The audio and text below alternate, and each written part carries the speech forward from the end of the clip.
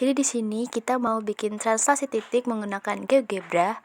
Langkah yang pertama-tama kita buat satu titik dengan koordinat A yaitu 3,4 dan titik ini akan menjadi titik awal yang akan kita translasi atau kita geser berikutnya. Nah, langkah kedua kita akan membuat vektor translasi yaitu dengan klik vektor antara dua titik yang ada di sini, lalu pilih titik awal dan titik akhirnya. Di sini saya memilih titik B dengan koordinat 6,3 dan titik akhir C dengan koordinat 2,2. Vektor ini bakal tunjukin arah dan jarak perpindahan titik A. Nah, setelah itu, kita pilih alat translasinya, yaitu translasi objek oleh vektor. Kita klik alat tersebut, lalu pilih titik A sebagai objek yang ingin kita translasikan, kemudian klik vektor BC yang sudah kita buat tadi. Nah, hasilnya di sini akan menampilkan bayangan dari titik A yang disebut A aksen dengan koordinat A aksen sama dengan min 1,3, artinya titik A telah berpindah sejauh dan searah dengan vektor BC. Untuk titik yang lain, kita bisa melakukan cara yang sama seperti yang tadi. Misalnya setelah kita translasi, titik B hasilnya adalah B aksen, yaitu 7,5. Dan untuk titik C, hasil translasinya yang kita dapatkan adalah C aksen 5,1. Nah, dari hasil ini, kita bisa simpulkan bahwa translasi memindahkan titik-titik dengan arah dan jarak yang sama, sesuai vektor yang telah kita tentukan. Rumus yang pertama adalah refleksi terhadap sumbu X. Kita misalkan titik A di 3,2, jika direfleksikan terhadap sumbu X menghasilkan titik min 3,2.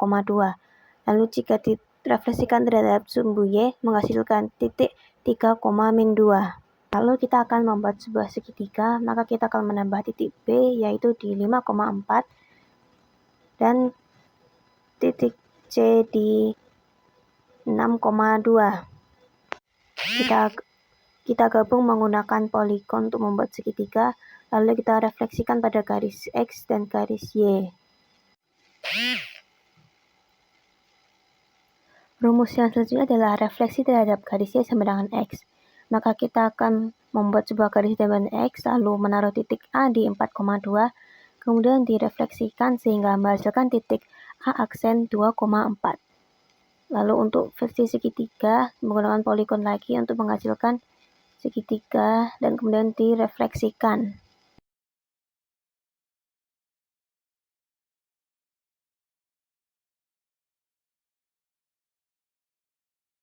Rumus yang selanjutnya adalah refleksi terhadap garis Y sama dengan X.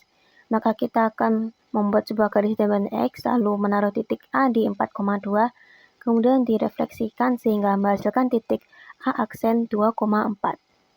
Lalu untuk versi segitiga, menggunakan poligon lagi untuk menghasilkan segitiga dan kemudian direfleksikan.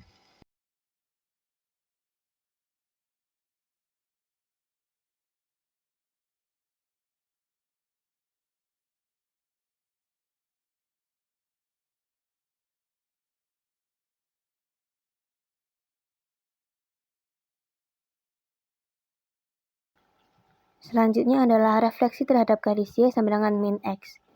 Setelah itu kita masukkan titik A di min 2,4, lalu kita refleksikan objek dengan garis Y min X menghasilkan titik A aksen di min 4,2. Lalu kita buat segitiga menggunakan poligon, kemudian kita refleksikan kembali kepada titik. Kemudian kita refleksikan pada garis Y min X sehingga menghasilkan bayangan yang baru. Selanjutnya adalah refleksi terhadap garis X sama dengan H.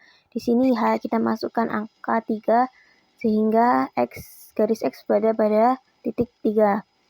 Lalu kita masukkan titik A di 5,5, lalu direfleksikan maka menghasilkan titik A aksen di 1,5. Kita buat lagi segitiganya menggunakan poligon, lalu direfleksikan lagi dengan garis X sama dengan 3, menghasilkan sebuah segitiga bayangan baru.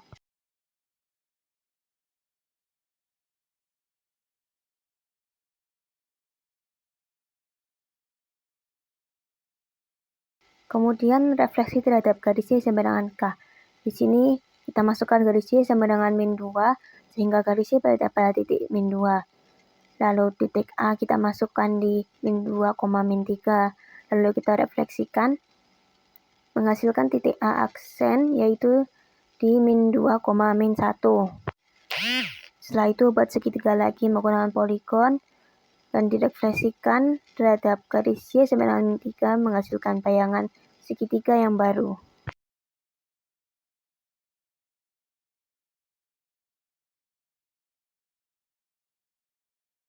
Selanjutnya, refleksi terhadap titik 0,0 atau titik pusat. Kita masukkan titik A di 3,2, kemudian kita refleksikan objek pada titik pusat atau 0,0 sehingga menghasilkan titik A aksen di min 3, min 2. Buat segitiga lagi menggunakan poligon, kemudian direfleksikan terhadap titik 0,0 atau titik pusat sehingga menghasilkan bayangan segitiga yang baru.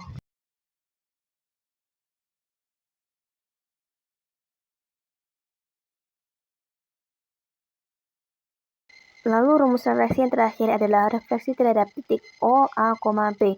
Di sini kita masukkan titik O, A, B-nya adalah P di titik 3,4. Setelah itu kita masukkan titik A di 1,3 lalu direfleksikan pada titik P menghasilkan A aksen di 5,5. Seperti sebelumnya, kita membuat sebuah segitiga lagi dengan poligon lalu direfleksikan pada titik P.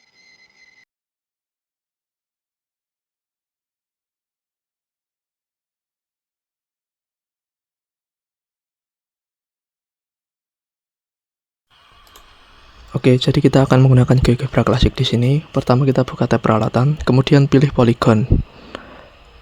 Kemudian kita akan memasukkan titik sesuai bentuk segitiga di soal. Titik A di 32, kemudian titik B di 54, dan titik C di 52. Selanjutnya kita akan beralih ke poin, kemudian kita pilih titik baru, kemudian klik titik pusat dari bangun segitiga ABCD yakni titik 00. Kemudian untuk mencari dilatasinya suatu objek, kita klik dilatasi objek dari titik ini. Pertama kita klik segitiga ABC, kemudian kita klik titik D yang menjadi pusat dilatasinya. Kita masukkan faktornya yakni 2, klik OK, dan kemudian jadilah hasilnya, yakni titik A aksen di 64, B aksen di 10,8, dan C aksen di 10,4. Oke, selanjutnya untuk soal nomor 2, mari kita kerjakan. Jadi awal kita geser dulu, kemudian kita pilih peralatannya, yakni menggunakan poligon. Kemudian kita akan membentuk segitiga sesuai di soal, yakni titik E di minus 52, kemudian titik F di minus 74, kemudian titik G di minus 72. Oke, selanjutnya kita akan memilih titik pusatnya menggunakan titik baru. Kita pilih titik pusat kita di min 13, kemudian kita akan mencari dilatasi objeknya ini. Kita klik objek segitiganya, kemudian kita klik titik H sebagai titik pusatnya. Oke, kita masukkan nilai faktor dilatasi ini, yakni 2. Jadi, titik E aksen berada di minus 91, F aksen di minus 13,5, kemudian G aksen di minus 13,1.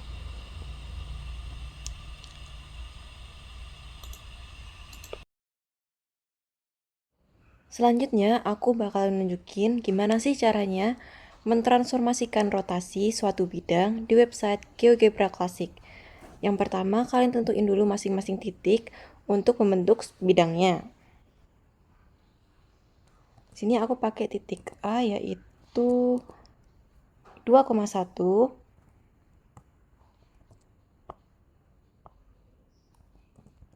Lalu titik B adalah 4,3.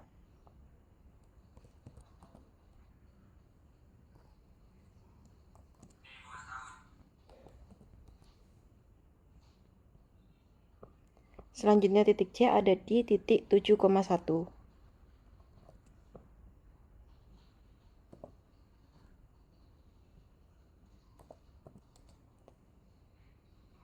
Nah, kalau kalian udah menentukan masing-masing titiknya, kita sambungkan masing-masing titik itu dengan tools yang namanya polygon. kita klik titik A, B, C, lalu kembali ke titik semula yaitu A. Kalau udah seperti ini, kalian pakai lagi tools yang namanya slider atau luncuran di sebelah sini. Klik sembarang tempat, lalu ganti optionnya dengan sudut. Kalau kalian udah masang luncuran tadi, kita masukkan rumus rotasi di bawah sini.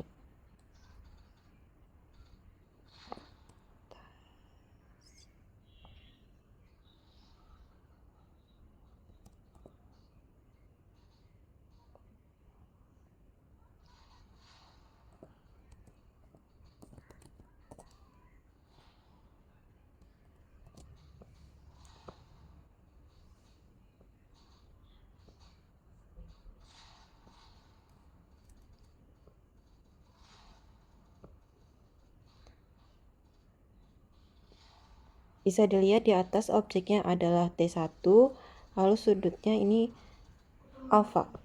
Lalu kita masukkan di rumus rotasi.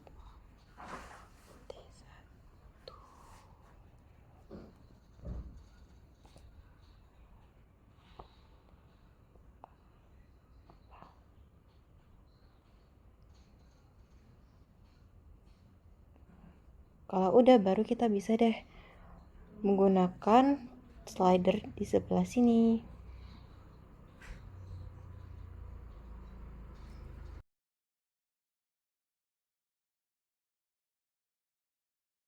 Selanjutnya kita akan membahas mengenai komposisi translasi. Contoh soal, diketahui translasi pertama yaitu 4,2 dan translasi kedua yaitu min 2,3. Bayangan titik K 4,3 yang ditranslasi oleh T1 bundaran T2 adalah: yang pertama kita tulis titiknya, lalu kita pencet peralatan, lalu kita pencet translasi, lalu setelah itu kita ketuk dua objeknya, lalu seret ke sembarangan tempat, lalu kita pencet lagi bagian aljabar, lalu bagian vektor kita ubah titiknya, ubah menjadi 2,5 yang dihasilkan dari translasi kedua dan translasi pertama ditambah. Setelah itu kita enter dan ubah K aksen menjadi K double aksen. 6,8 adalah hasil bayangannya. Selanjutnya komposisi refleksi, dua refleksi terhadap dua garis sejajar. Yang pertama kita buat titiknya yaitu 10,-3. Setelah itu pencet peralatan, lalu refleksi, lalu kita pencet titik M, setelah itu pencet garis cerminnya, dan kita ubah sumbu X tersebut sesuai dengan soalnya, yaitu Y sama dengan min 4. Kita enter, lalu ulangi langkah tadi untuk mendapatkan M double aksen.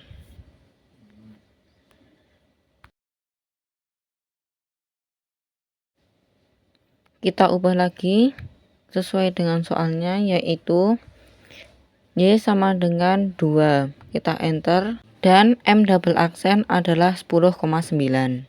Selanjutnya kita akan membahas komposisi refleksi, dua refleksi terhadap dua garis saling tegak lurus.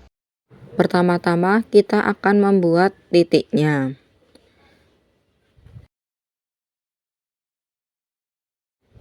Lalu kita pencet peralatan, refleksi, dan objek yang akan dicerminkan. Nah, setelah itu kita ubah bagian sumbu Y sesuai dengan soal, yaitu X sama dengan 3. Lalu diperoleh hasil 2,3. Lalu ulangi lagi seperti tadi untuk mendapatkan C double aksen.